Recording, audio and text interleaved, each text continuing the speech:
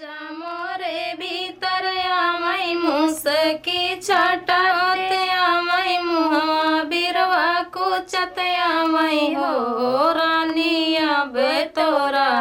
दिन नीच काने बाहिनिया बोलाई लाई काहे रानी अब तोरा दिन नीच जाने बाहिनिया बोलाई लाई का।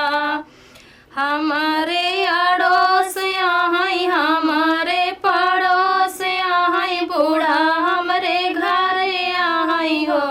राजा तू ही दुई भाउरी लगाया दुई ना हो जाने खाई ले बई हो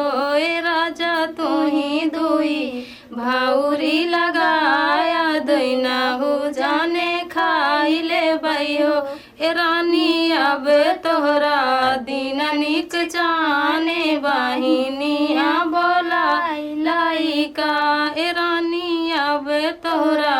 दिन निक जाने बाहिनिया बोलाई लाई का। हम तो जानी हाट गए राजा जी बाजार गए राजा जी बाजार गए हो बहिनी राजा चले बहिनी के देसावा तो हम से छुपाई गए हो ए बहिनी राजा चले बहिनी के देसावा तो हम से छुपाई गए हो।